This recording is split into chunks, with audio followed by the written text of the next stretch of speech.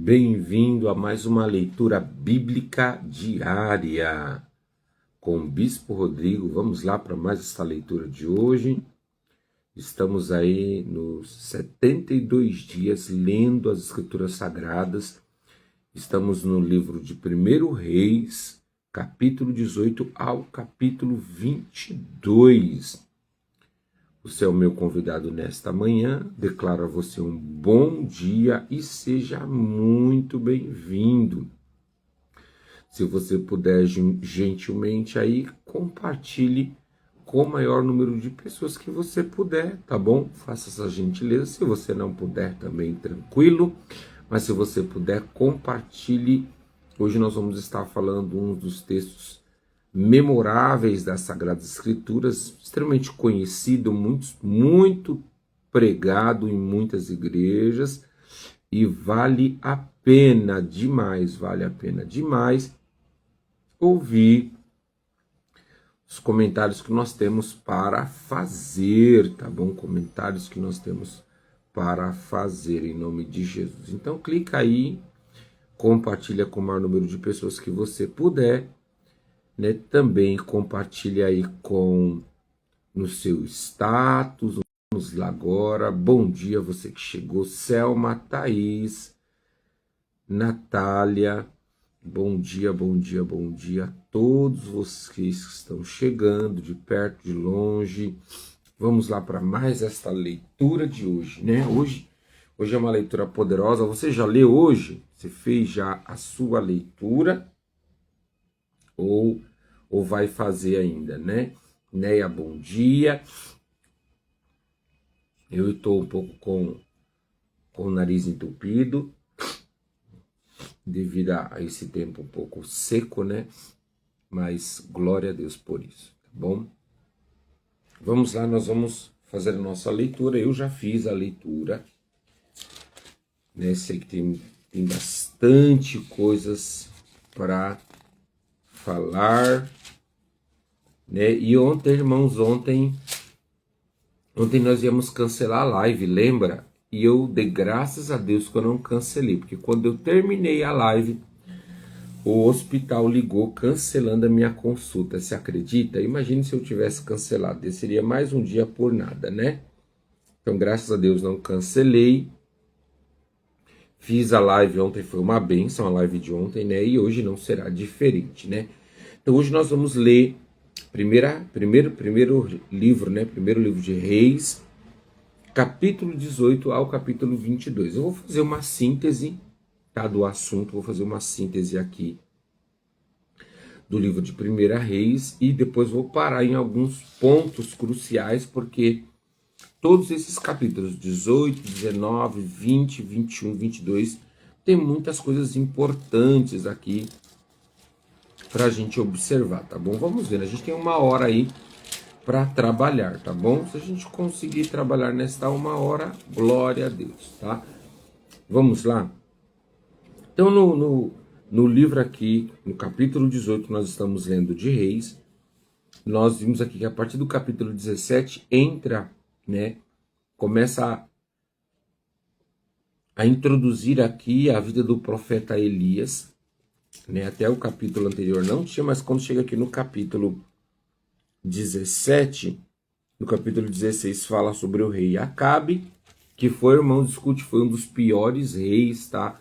O rei Acabe foi um dos piores reis de Israel. Lembra? Eu disse que daqui para frente, a partir do capítulo, deixa eu só falar corretamente, né? A partir aqui do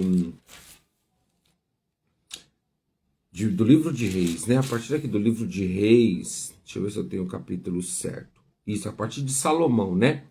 A partir do reinado de Salomão aqui, a partir do capítulo 12, se não me falha a memória é isso, a partir do capítulo 12, nós vamos precisar ter bastante atenção. Por quê? Porque aqui divide-se o reino, né? Até Salomão era um reino só. Davi reinou sobre todo Israel e Judá. Salomão também reinou sobre todo Israel e Judá. Mas quando chega aqui, após a morte de Salomão, porque Salomão se perde, né? Salomão se perde.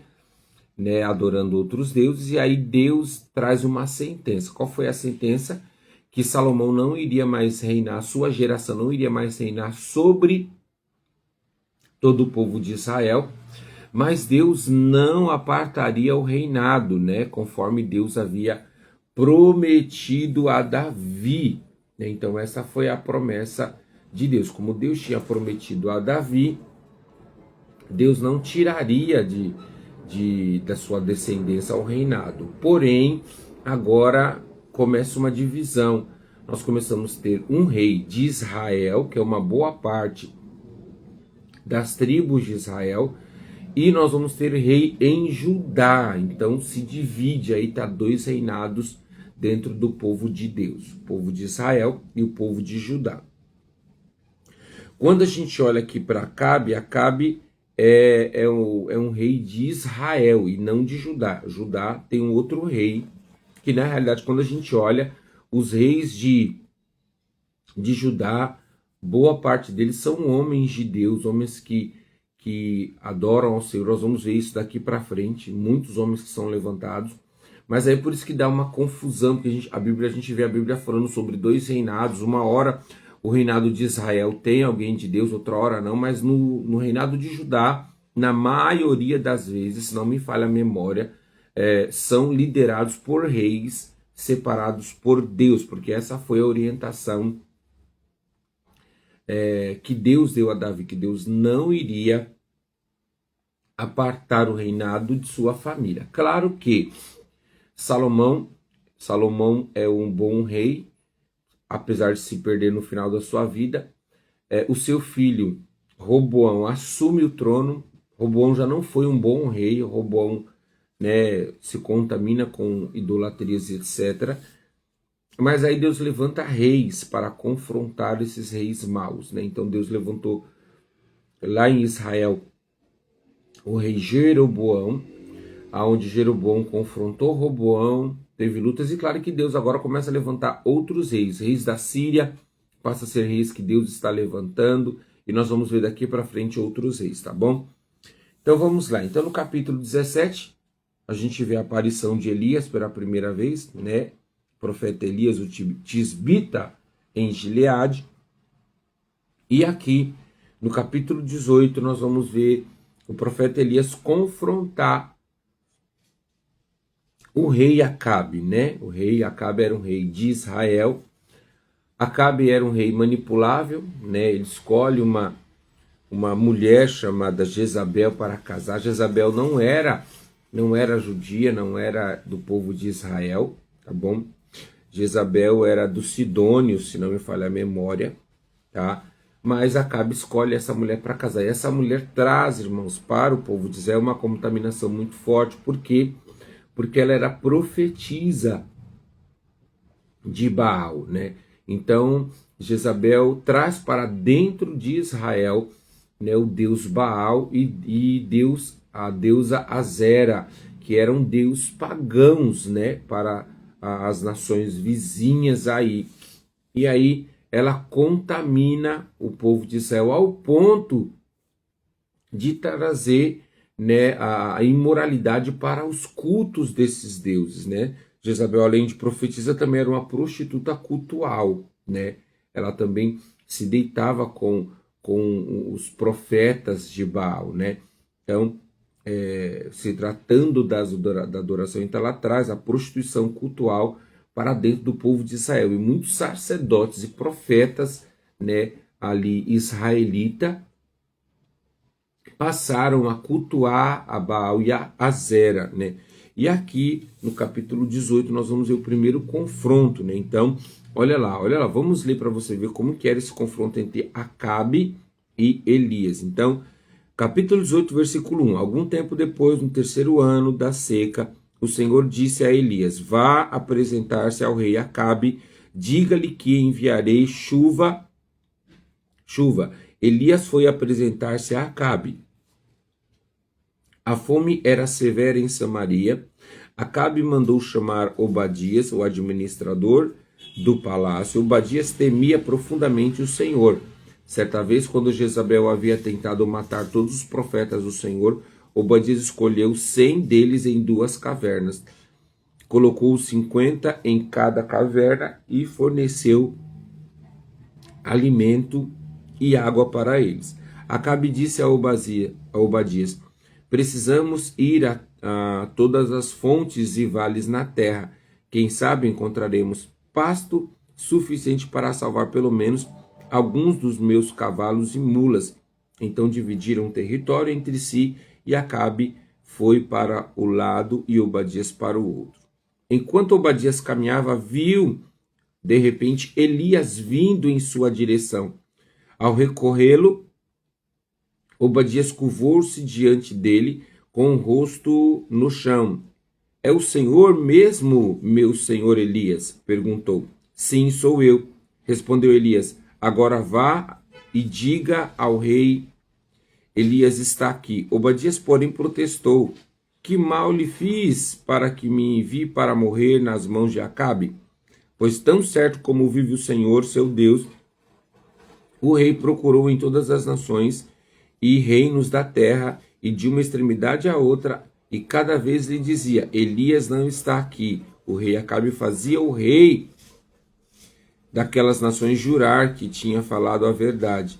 E agora o Senhor diz que vá e diga ao rei: Elias está aqui. Mas assim que eu deixar, o Espírito do Senhor o levará, embora recebesse lá para onde, e quando Acabe chegar e não encontrar, ele me matará. Então, o medo aqui de Obadias era falar que Elias estava e de repente Elias não estivesse, Elias sumisse, né? Elias não ficasse aonde né, Obadias tinha dito. No verso 16, nós vamos ver que Obadias vai até Acabe. Então Obadias foi dizer a Acabe que Elias tinha vindo, e Acabe saiu para encontrar-se com Elias. Quando Acabe viu, disse: é você mesmo, perturbador de Israel? Não causei problema algum a Israel, respondeu Elias. O Senhor e sua família é que são os perturbadores, pois se recusaram a obedecer aos mandamentos do Senhor, e em vez disso adoraram imagens de Baal. Agora convoquem todo Israel para encontrar-se comigo no Monte Carmelo.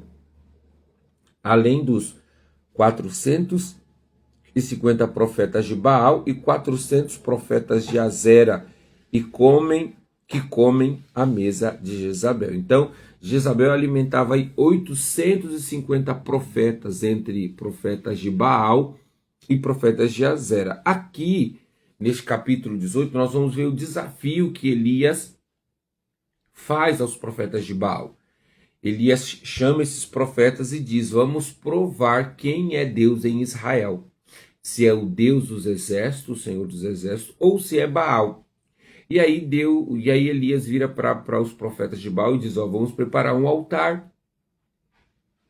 E o Deus que derramar com fogo será reconhecido em Israel como Deus. E ali Elias prepara o altar, tal, e aí Elias fala assim: vai, vocês que são muitos, vão vocês adorar primeiro. E aí os profetas de Baal, junto com 50 profetas de Azera, começa a clamar: mandar fogo Baal, mandar fogo Baal, mandar fogo Baal.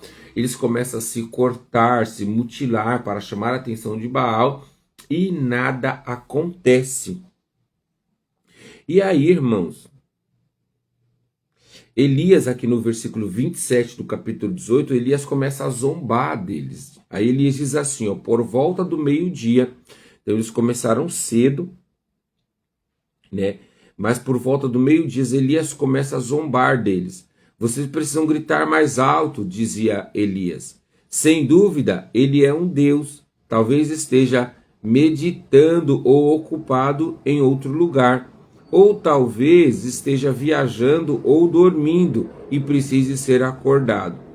Então gritaram mais alto e, como era seu costume, cortaram-se com facas e espadas até sangrarem.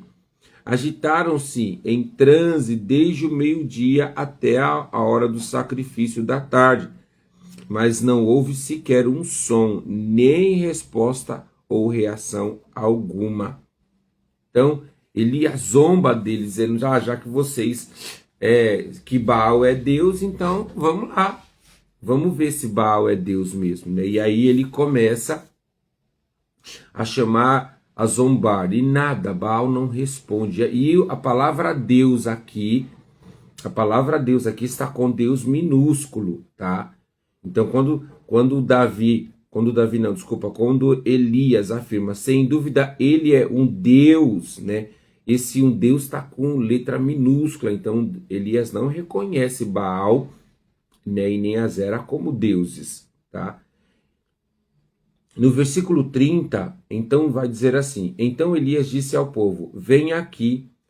Todos se reuniram em volta dele, enquanto ele consertava o altar do Senhor que havia sido derrubado. Então, na bagunça aí dos 850 profetas de Baal, né, eles bagunçam com o altar, e agora Elias conserta o altar primeiro antes de adorar ao Senhor. Ele pegou 12 pedras, uma para cada tribo dos filhos de Jacó, a quem o Senhor disse, teu nome será Israel, e com elas reconstruiu o altar em nome do Senhor. Depois cavou ao redor do altar uma valeta com capacidade suficiente para 12 litros de água. Empilhou lenha sobre o altar, cortou novilhos em pedaços e colocou pedaços sobre a lenha. Em seguida, ordenou, encha 4 jarras grandes com água e derrame água sobre o holocausto e a lenha. Depois que fizeram isso, disse, façam a mesma coisa novamente. Quando terminaram, ele disse, agora faça o mesmo pela terceira vez. Eles seguiram suas instruções e a água corria ao redor do altar e enchia a valeta. Ponto. Vamos parar aqui no 35, irmãos. Este ponto aqui é crucial. Por quê, meu bispo? Porque se a gente analisar, estava no tempo de seca, irmãos. Como que Elias manda derrubar três jarros, né, de água no altar? Então aqui era um ato simbólico e profético mesmo, consagrando ao Senhor e pedindo a Deus a água, porque não era costume no altar de jogar água. Então esse ato simbólico que Elias comete aqui, num tempo de seca, jogar água, não era por acaso. Elias queria chamar a atenção de Deus ao adorar a ele, não apenas com o novilho, mas trazendo a água como algo de muito valor na época para adorar ao Senhor. Então Elias não jogou a água, como a gente já ouviu algumas pregações, né? Aí Elias joga a água ainda para provar que o altar ia pegar fogo sem água. Não, Elias estava trazendo a adoração a Deus, apresentando a Deus o que era de mais valor naquela ocasião. O que era de mais valor naquela ocasião? A água. Porque eles estavam vivendo um tempo de seca, irmãos. Estava sequíssimo, né? Olha lá que a gente viu anteriormente na leitura, Acabe conversando com Obadias para que eles procurassem nascente e fonte para saber onde é que estava a água. E aí Elias vira e manda jogar a água no altar, uma coisa que não era de costume jogar água no altar, né? Lavava o altar, mas jogava água ali no sacrifício não era costume.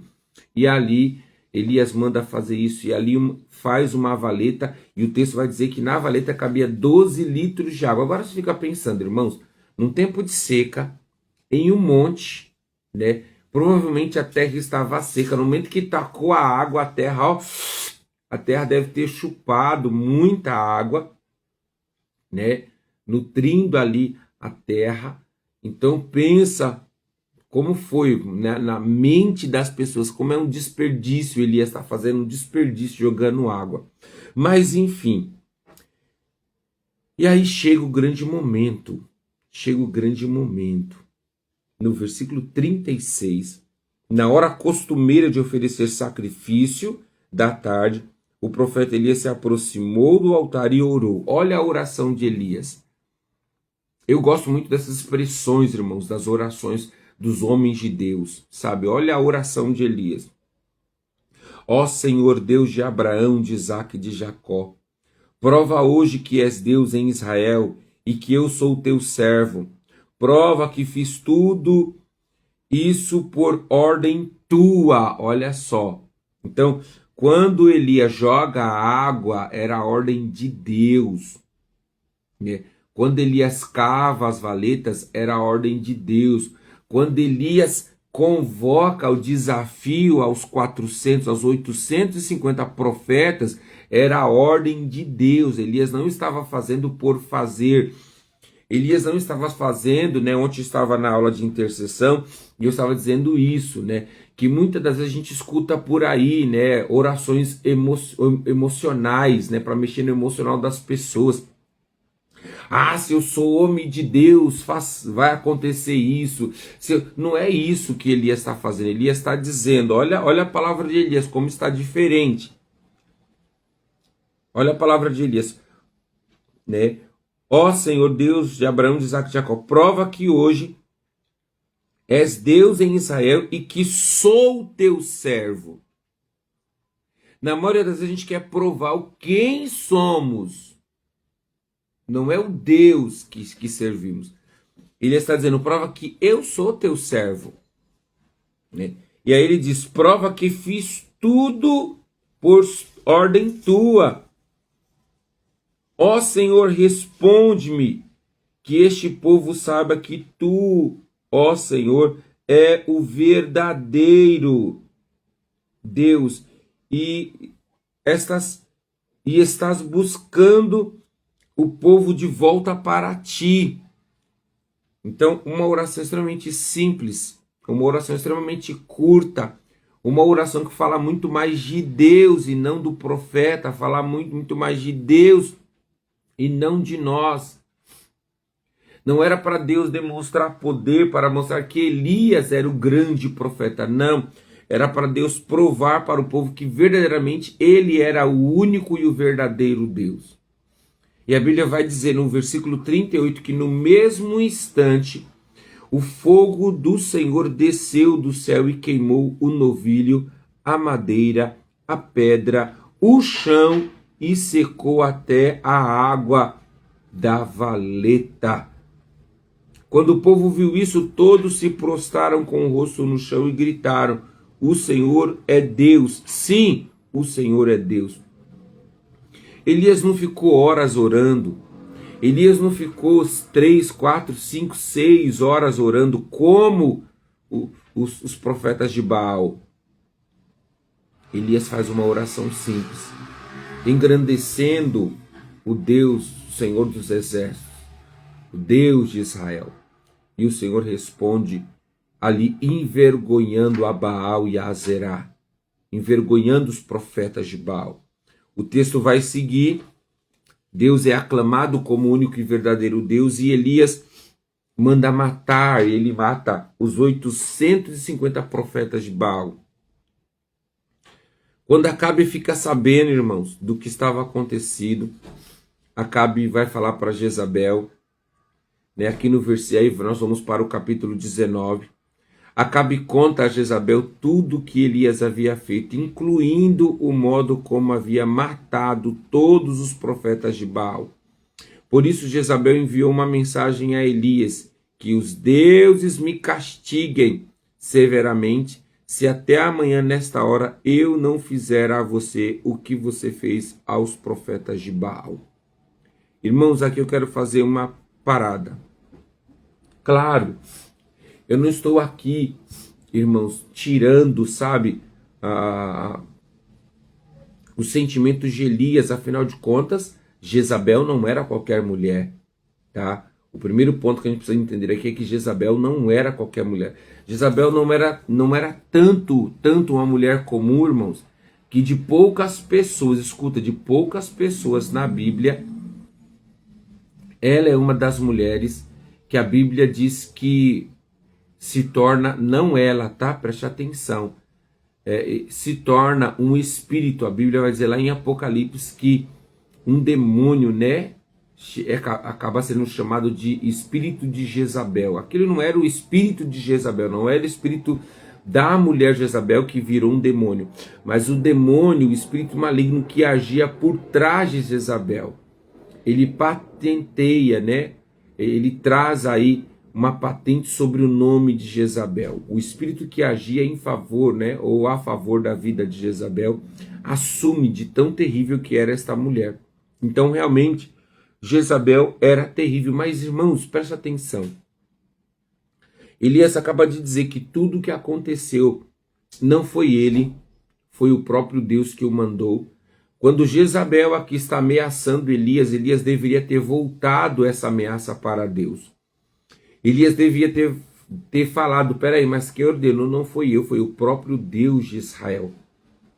Então, se Jezabel está se levantando, ela não está se levantando contra o profeta Elias, ela está se levantando contra o Deus de Israel. Mas, como ser humano, Elias tinha suas fragilidades. E ali Elias teve medo. Olha o texto, vai dizer, versículo 3 do capítulo 19. Elias teve medo e fugiu para salvar a sua vida. Então, irmãos, o mesmo Deus que havia se movido, sabe, no Monte Carmelo, provando que era o único e verdadeiro Deus, seria o Deus que também o livraria, com certeza. Mas Elias fica com medo e foge para o Sinai. Ele foge para o Monte Sinai, né? Então Elias teve medo e foge para salvar a sua vida. Foi para Berseba, uma cidade em Judá, e ali deixou o seu servo.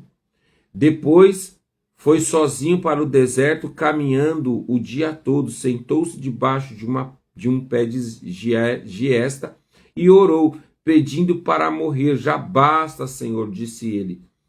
Tira a minha vida, pois não sou melhor do que meus antepassados, que já morreram. Então ele se deitou debaixo do pé de giesta e dormiu. Enquanto dormia, um anjo tocou e disse: levante-se e coma.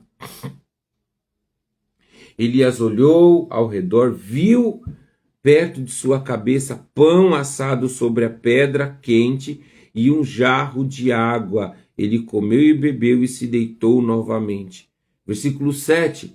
O anjo do Senhor voltou, tocou mais uma vez e disse: levante-se, coma um pouco, mas do contrário não aguentará a viagem que tem pela frente. Versículo 8. Elias se levantou, comeu e bebeu, e o alimentou, deu-lhe força. Comeu e bebeu, e o alimento deu-lhe força para uma jornada de 40 dias e 40 noites até o Monte Sinai, o monte de Deus. Ali encontrou uma caverna aonde passou a noite. Então, o texto está dizendo que Elias comeu e ele anda, né? Ele anda 40 dias e 40 noites, um alimento que o sustentou. Olha só, irmãos, um alimento que sustentou. E se o texto está dizendo que foi um alimento que o sustentou, então neste período de 40 dias e 40 noites, até chegar ao Monte Sinai, Elias não come e nem bebe nada, tá?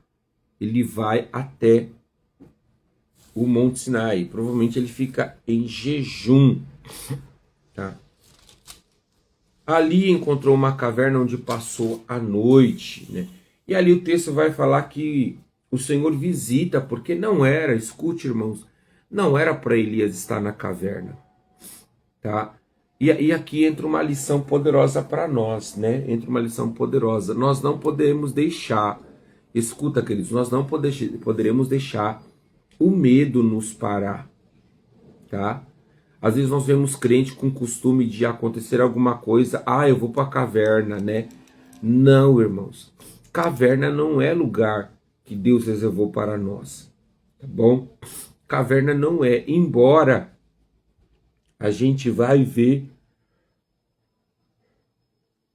desculpa, queridos, a gente vai ver Elias ir para a caverna, mas não era o que Deus queria, tanto que aqui no versículo 13 do capítulo 19, nós vamos ouvir o Senhor dizer: o que você está fazendo aqui, Elias? Ele ele não era para estar na caverna, mas por medo Elias vai para a caverna e se esconde, tá? Então, crente, no nome de Jesus, né?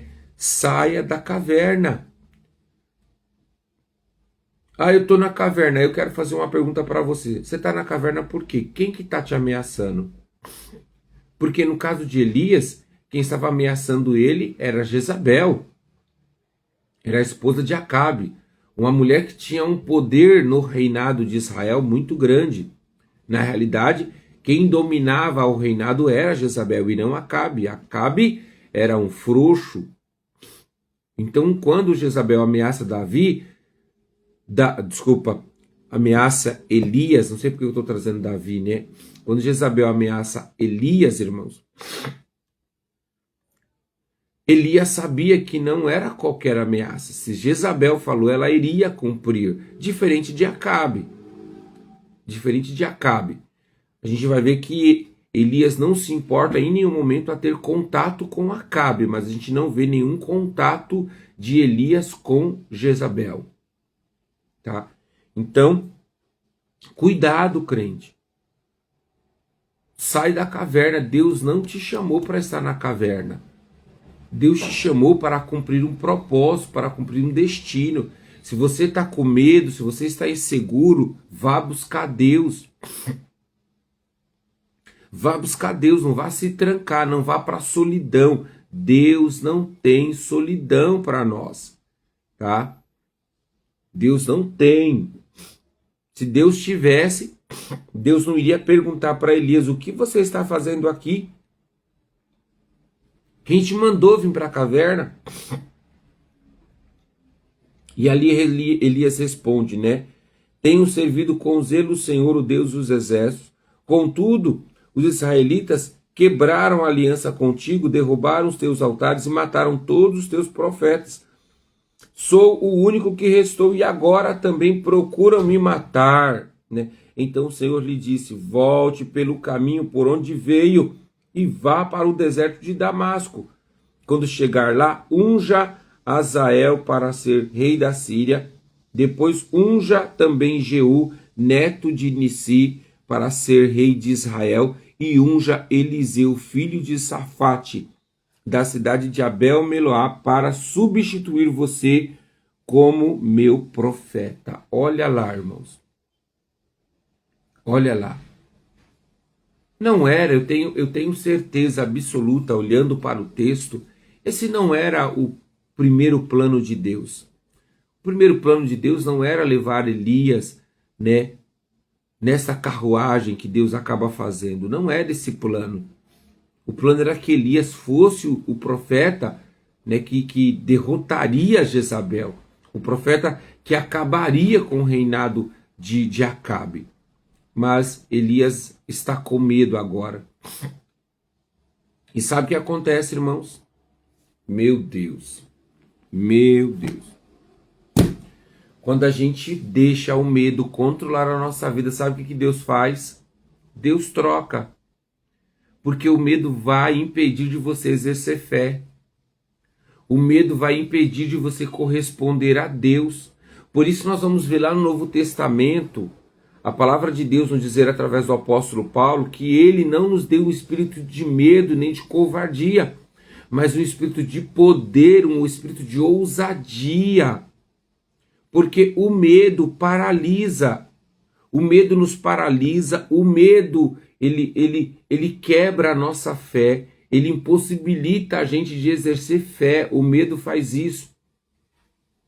E nós vamos ver isso no decorrer das escrituras sagradas. Quando Pedro está andando, quando Pedro está no barco, melhor dizendo, e ele vê Jesus caminhando sobre as águas, e esse Pedro vira e fala assim: se és tu o mestre, me manda ir com ele. Pedro não tinha medo até aquele momento, porque ele teve coragem de colocar o pé na água, irmãos. Pedro teve coragem. Escuta, vamos lá, vamos trazer isso para uma lucidez. O mar está agitado, um ser aparece dizendo que é Cristo. Pedrão vira e fala assim: se é Jesus, manda eu ir contigo. E aí aquele homem que se diz ser Jesus fala: então vem. Pedro não tem medo. Pedro tem coragem. Pedro sai do barco, pisa e a terra e a água está sólida. Ele pisa e ali aquele mar se transforma em chão sólido. E aí ele caminha, só que com poucos passos que Pedro começa a dar, Pedro olha para a circunstância. A Bíblia vai dizer que Pedro olha para o vento, ele olha para a tempestade. E quando ele olha para a tempestade, o que que aparece? O que que aparece, irmãos? O medo. É o medo. O que aparece ali não é a dúvida de que, nossa, eu estou andando. Não, ele de fato estava andando. Mas quando ele olha para a circunstância, aparece o medo. E ali ele começa a afundar. Quando ele começa a afundar, o texto vai dizer que Jesus estende as mãos, levante Pedro e ele diz: "Ó homem de pequena fé", porque o medo limita a nossa fé, ele aplaca a nossa fé. É por isso que eu e você não podemos ir para a caverna. É por isso que eu e você não podemos ter medo, nós precisamos seguir, ainda que a circunstância diga ao contrário, você precisa seguir, não tenha medo, porque o Deus que te prometeu, o Deus que foi com você, o Deus que já mostrou a sua fidelidade, não será infiel agora. Agora você precisa exercer fé, você precisa sair do medo. Amém, queridos? E ali o Senhor tira Elias da caverna, o Senhor envia Elias para uma cidade, encontra com Eliseu, e aí, claro, né? Olha só, a ordem de Deus para Elias foi: unja Azael, rei da Síria, unja Jeú, rei de Israel, e unja Eliseu, né, como meu profeta. E aí? Aí eu faço uma pergunta para você, eu tenho uma pergunta para nós. Quantos Elias ungiu? Hein, irmãos? Quantos, da ordem que Deus deu, quantos Elias ungiu? Até o capítulo 22, que é a proposta de hoje, né? Vamos ver amanhã, mas até o capítulo 22, Elias tinha ungido apenas o profeta. E na realidade, quando a gente vai olhar, Elias ainda não unge o profeta, né? Desculpa. A gente não vê uma unção, a gente vê que Elias lança a capa, né? Eu não vi, talvez eu deva ter passado despercebido. Você viu aí a unção ser derramada sobre Elias, sobre Eliseu? Deixa eu ver, Elias partiu aqui, versículo 19.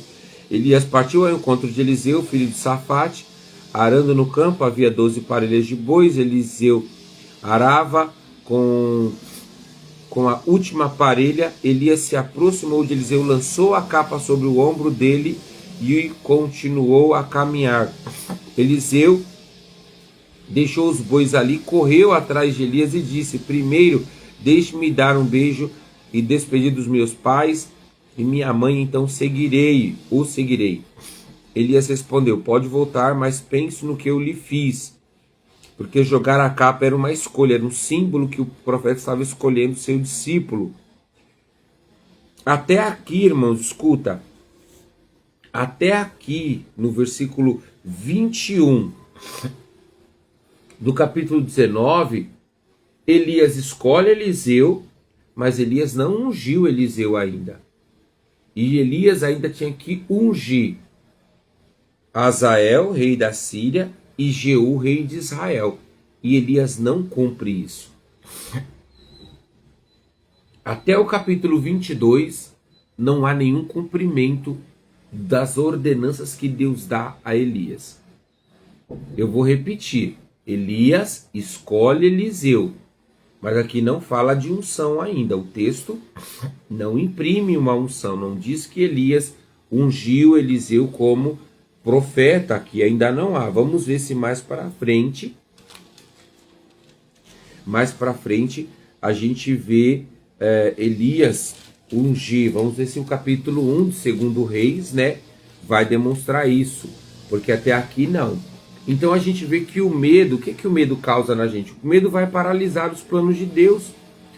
O medo vai impedir que a gente viva os planos de Deus. Porque quem vive com medo, irmãos, não exerce fé. Quem vive com medo não alcança o sobrenatural. Quem vive com medo não pode, viver pela fé. E aí eu posso até afirmar aqui que quem vive com medo nunca será justo, nunca será chamado de justo. Porque a Bíblia vai dizer que o justo viverá pela fé. Como que alguém que tem medo vai viver pela fé? Então isso será impossível. Então a orientação pastoral nesta manhã, de acordo com o que nós lemos, né? Olhe para trás, em qual sentido, né? A gente está vivendo na nossa igreja Rave o ano profético das coisas novas, para a gente não ficar preso, tá? Não é para você ficar preso ao passado, mas nós podemos olhar para trás e ver a fidelidade de Deus. E se Deus foi fiel conosco no passado, Ele será fiel hoje. Ele será fiel hoje, na atualidade. Por que Ele não seria fiel? Se Ele já cuidou, se Ele já abençoou, se Ele prometeu, Ele será fiel. Amém? E eu vou encerrar aqui, tá bom? Eu vou encerrar aqui porque o pessoal começou a trabalhar aqui, já começaram cedo, eles costumam trabalhar depois das 9, mas hoje começaram cedo e tá fazendo um barulho aí de cortador de grama, talvez esteja atrapalhando aí a live, né? Amém, queridos? Amém? Você leu aí do capítulo 18 ao capítulo 22, ficou alguma dúvida, alguma pergunta? Alguma pergunta? Se tiver, faça aí e eu vou responder, se não, nós vamos concluir a live de hoje, tá bom? Amém? Posso concluir? Vamos encerrar a live de hoje com uma oração, pedindo para Deus tirar todo o medo da nossa vida. Então não tenha medo, irmão, Jesus nos chamou, Deus nos chamou para viver o sobrenatural. Deus nos chamou para viver as coisas impossíveis. Tudo que é impossível, Deus chamou eu e você para viver. Amém? Então não deixe o medo limitar. Amém, Dani? Vamos orar pela sua filha Duda. Vamos orar. Vamos orar no nome de Jesus. Amém? Então vamos orar? Vamos orar. Ninguém tem pergunta. Então vamos agradecer ao Senhor. Vamos permanecer firme, tá bom? Eu coloquei uma enquete lá no grupo da leitura. Depois responda lá, tá bom? Por favor. Se você tá comigo lendo, tá lá, ou tá atrasado, ou desistiu, vá lá no grupo e responda lá no grupo da leitura, tá bom? Nós vamos orar. Se você quiser assistir essa live de novo, se você quiser enviar esta live, entra lá no nosso canal do YouTube, tá bom, irmãos? E siga lá o canal e encaminhe para as pessoas também, para abençoar a vida das pessoas e ajudar a fortalecer a fé das pessoas. Amém? Que o Senhor possa te abençoar. Vamos orar? Senhor, nós queremos agradecer ao Senhor por este tempo onde estamos debruçados na Tua Palavra, onde estamos nos alimentando da Tua Palavra, estamos recebendo pão fresco do céu, e eu quero agradecer por isso, olhando para o texto de Elias, vendo tudo que o Senhor fez na vida deste profeta, a grandeza, a demonstração de poder contra os profetas de Baal e os profetas de Azera. Nós ficamos maravilhados com seus feitos, com a sua glória, com o seu favor, mas também recebemos um alerta, Senhor, um alerta, Papai querido, que a gente não deva ter medo. Nós não podemos temer. O Senhor é o Deus de milagre, o Senhor é o Deus de provisão, o Senhor é o Deus de cura, o Senhor é o Deus de manifestação de prodígios e maravilhas, Então nós não podemos ter medo. Então tira da nossa vida, tira, arranca do nosso coração todo medo, Senhor, para que a gente possa viver em liberdade, vivendo pela fé, acreditando na pessoa de Cristo Jesus e crendo nos seus milagres. E é nesta fé que eu quero orar, Senhor, pela Duda, filha da nossa irmã Dani, que o Senhor possa tocar a vida da tua filha, repreendendo toda e qualquer enfermidade. Ela pede oração aqui pela saúde. Então nós nos unimos nessa manhã, e apresentamos ao Senhor a vida da Duda, que toda enfermidade caia por terra, toda enfermidade do seu emocional, Senhor, do seu psique, em nome de Jesus, coloque as tuas mãos e vai tirando, Senhor. Eu clamo nesta manhã, e assim como Elias estava ali deprimido, indo para a caverna, Senhor, eu quero orar pela Duda e pedir, tira toda a opressão, tira todo o sentimento de depreciação, Senhor, sentimento de se sentir deprimida, angustiada, triste, Senhor Jesus. Papai querido, eu peço, entre nos pensamentos da tua filha, entra, Senhor, nos sentimentos dela e vai repreendendo todo o mal, Senhor Jesus, toda síndrome, Pai, do passado, toda dor do passado, todo sentimento, Senhor, de tristeza, angústia profunda que se assemelha, Pai, a uma depressão. Em nome de Jesus, vai tocando, Senhor, no coração, vai tocando no espírito da Duda, vivifica, Senhor, aleluia, vivifica o espírito da tua filha, Senhor, derrama fogo, Senhor, no coração e na vida da Duda, no nome de Jesus. Nós te pedimos, nós nos aliançamos nesta manhã, nós nos unimos em oração e pedimos, Pai, em favor da vida da Duda, Senhor, da vida, sopra todas as manhãs fôlego de vida, uma vida em abundância, uma vida com estímulo, Senhor, aleluia. Nós clamamos e nós pedimos, tira, Senhor, tira toda apatia, Senhor, apatia espiritual, no nome de Jesus. Em nome de Jesus eu libero agora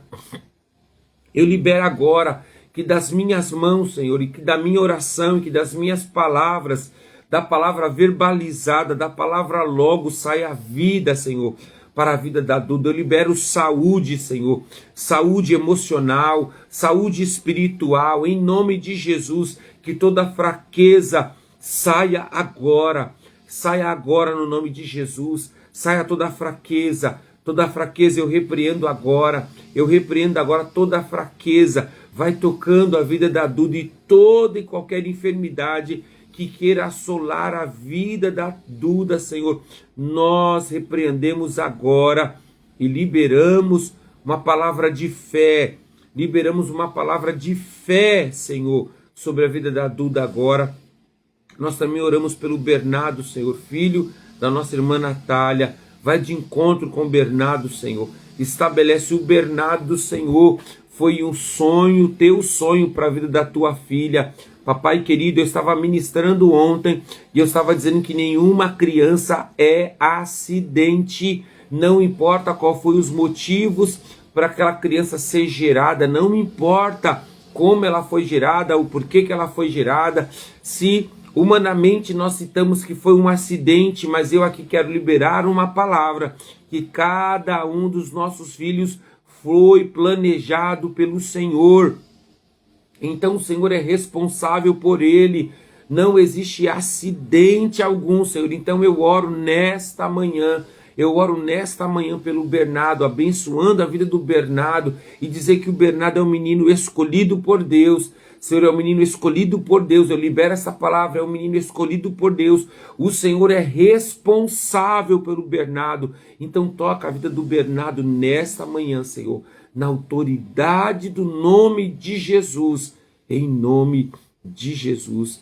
Em nome de Jesus. Amém. E graças a Deus. Amém, queridos? Posso ver um amém aí, né? Eu ia falar ouvir, mas não é ouvir, é ver, né? Vocês estão em mensagem. Posso ver um amém aí? Que Deus abençoe o seu dia. Que Deus abençoe a sua terça-feira, a sua semana seja uma semana poderosa. E não esqueça, não tenha medo. Amém? Não tenha medo. O medo paralise a sua fé, tá? O medo paralisa a sua fé. Não tenha medo. Arranque fora o medo da sua vida.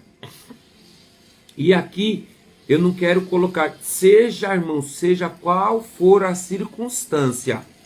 Eu não sei o que você precisa, eu não sei o que você está vivenciando. Se você está como Elias vivenciando momentos de ameaça, ameaça de uma doença, ameaça de um sistema, ameaça de uma dificuldade, uma ameaça emocional, porque os problemas estão te sufocando, o Senhor libera essa palavra para você. Não tenha medo, tá? Não tenha medo. Se você precisa avançar, vá. Se você precisa exercer fé, vá. O medo não vai te paralisar, tá? O medo não vai te parar. Creia no Senhor Jesus e avance em fé, em nome de Jesus. Amém? Ó, beijo no coração de vocês. Tenham um excelente dia. Amanhã, 8 horas da manhã, estarei de volta aqui com vocês com mais um tempo de leitura bíblica diária, em nome de Jesus, tá bom? Que Deus abençoe. Tchau, tchau.